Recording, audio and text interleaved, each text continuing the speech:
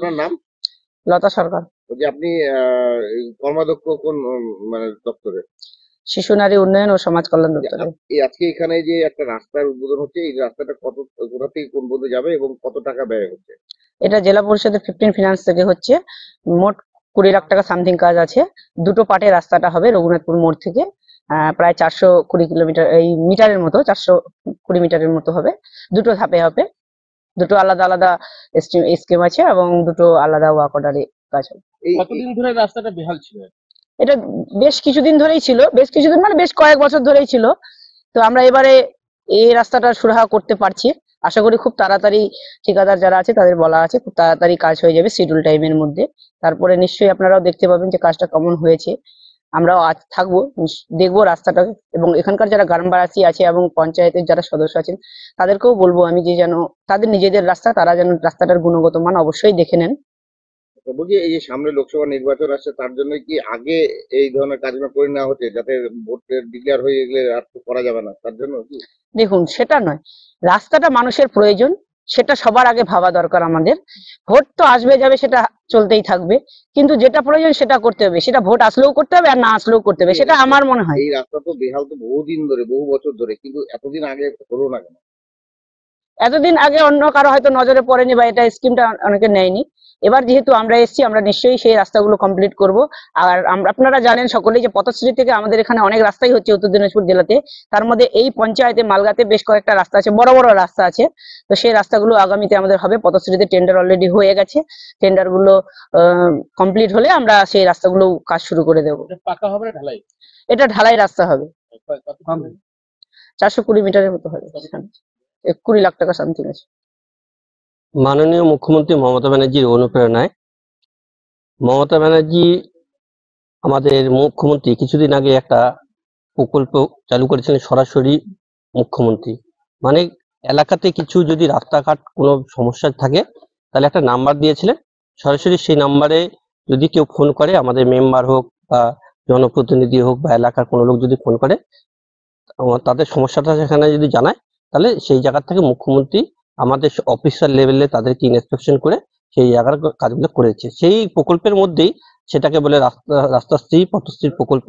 এই প্রকল্পের মধ্যে আজকে আব্দুল রশিদের বাড়ির থেকে রায়নগর পর্যন্ত 36 লাখ, রায়নগর এপি স্কুল পর্যন্ত 36,81,000 টাকায় এই রাস্তা ঢালাই রাস্তায় নির্মাণ হবে। মোটামুটি 1100 মিটার মতো রাস্তা আছে। গ্রাম পঞ্চায়েতের মধ্যে পড়ছে? এটা মালগা গ্রাম পঞ্চায়েতের মধ্যে। এখানকার পঞ্চায়েত সমিতির মেম্বার আমাদের আছে নুরি বেগম চৌধুরী। এটা কোন গ্রাম? এটা রঘুনাথপুর গ্রাম। এই রাস্তাটা কতটা উপকৃত হবে? আপনারা দেখতে পাচ্ছেন এখানে একটা মাদ্রাসা আছে। আমি কিছুদিন আগে এসেছিলাম মাদ্রাসায় অনেক ছাত্রছাত্রী আছে, বাইরের থেকেও ছাত্রছাত্রীরা পড়াশোনা করে। এই রাস্তাটা যদি ভালো হয়, হয়তো মাদ্রাসাতে আরো ছাত্রছাত্রী বেশি পড়াশোনা করতে এখানে আগ্রহী হবে। প্লাস এই রাস্তা দিয়ে এখানকার যাতায়াত করে পাড়ার লোকরা ভিতরে যে আছে, আপনারা আসলেন দেখতেই পাচ্ছেন রাস্তাটা কি অবস্থা। এখানকার এলাকার মানুষ এই রাস্তা জন্য বিগত দিন থেকে আমাকে, জেলা পরিষদকে, তারপর গ্রাম পঞ্চায়েতকে সবাইকে জানিয়েছে। আজকে মাননীয় মুখ্যমন্ত্রী তাদের ডাকে সাড়া দিয়ে আজকে এই রাস্তাটা তিনি করে দিচ্ছেন। কি বলবেন, কেন হলো না? এতদিন হয়নি, দেখেন রাস্তাঘাট তো বিগত দিনে অনেক খারাপ ছিল। আপনি দেখেন, ঘুরে দেখেন যে কালিয়াগঞ্জে এ পর্যন্ত যে মাননীয় মুখ্যমন্ত্রী মমতা ব্যানার্জি এই 15 বছরের আমলে কত রাস্তা হয়েছে। বিগত দিনে তো এত রাস্তা ছিল না। তো আস্তে ধীরে সুস্থে যা রাস্তা যেগুলো আছে, অর্ধসমাপ্ত রাস্তা আছে, সবগুলো আমরা করে দেওয়ার চেষ্টা করছি। বললাম আপনার নাম কি? আমার নাম ইমরান চৌধুরী। বললাম আজকে এখানে দেখছি রাস্তার উদ্বোধন হচ্ছে, নতুন রাস্তা শুরু হচ্ছে, কতটা খুশি আপনি? মানে আপনার না, এই রাস্তার জন্য তো এলাকাবাসী প্রচন্ড ক্ষুব্ধ ছিল। প্রচন্ড ইলেকশনের সময় আমাদের যা এখানে কষ্ট পোহাতে হতো না, যা কথা শুনতে হতো, যার ভাষায় বলা যাবে না। যাই হোক, মাননীয় মুখ্যমন্ত্রী মমতা বন্দ্যোপাধ্যায় অনুপ্রেরণায় আমাদের এখানে জেলা পরিষদের ফান্ড থেকে 50 ফান্ড থেকে 420 মিটার হলো স্যাংশন। এটা কি মূলত কি আপনার উদ্যোগে হলো নাকি? না, এটা হলো মূলত জেলা পরিষদের আন্ডারে আমাদের লতা সরকার জেলা পরিষদ সদস্য, উনার উদ্যোগে হলো, এবং পঞ্চায়েত সমিতির সদস্য নুরি বেগম চৌধুরী উনার প্রচেষ্টায় 420 মিটার হলো 20 লাখ টাকায়। আর মাননীয় মুখ্যমন্ত্রী মমতা বন্দ্যোপাধ্যায় একটা হেল্পলাইন চালু করেছিলেন পথশ্রী প্রকল্পে, ওর একটা টোল ফ্রি নাম্বার দিয়েছিলেন। ওই রাস্তায় আবেদন করলে রাস্তা হবে। অতএব আমার মালগাঁও 19 নং এলাকার আমার ওয়াইফ পঞ্চায়েত সমিতি মেম্বার, আমি তার প্রতিনিধি হিসেবে বলছি এই এলাকায় আমার মোটামুটি 5টি রাস্তা স্যাংশন হয়েছে। আচ্ছা। 5টি রাস্তার মধ্যে একটা রাস্তা উদ্বোধন করলাম। হ্যাঁ। এখানে রঘুনাথপুর রশিদের বাড়ি থেকে রায়নগর এপি প্রাইমারি স্কুল পর্যন্ত 1100 মিটার, 36 লাখ টাকার সামথিং। আর 4টি রাস্তা বাকি আছে। একে একে সব রাস্তা উদ্বোধন হয়ে যাবে, সব টেন্ডার হয়ে গেছে, ওয়ার্ক অর্ডার পেয়ে গেছে। আশা করা যায়, আমরা আশাবাদী মার্চের মধ্যে সমস্ত রাস্তা আমাদের কমপ্লিট হয়ে যাবে। হ্যাঁ, আমার এলাকায়, আমার পঞ্চায়েত সমিতি এলাকায় 9টা সংসদ, সমস্ত এলাকায় আমি ঘুরছি। সমস্ত এলাকা আমার এলাকায় বেশি রাস্তা হয়নি, শুধু রাস্তা গুলিকান্ডা হয়েছে, মেন রাস্তা একটাও হয়নি আমার রাস্তা। ওতে বিক্ষোভের মুখে পড়তে হয়েছিল আমাদের, অনেক ইসের মধ্যে আমরা পড়েছিলাম। এখন আমরা কথা দিয়েছিলাম, আমাদের ইলেকশনে জিতান, আমাদের দিদিকে জিতান, আমরা সমস্ত রাস্তা করার চেষ্টা করব। যাই হোক, তারই ফলস্বরূপ আমরা পাচ্ছি, আমাদের মানুষ জিতেছে।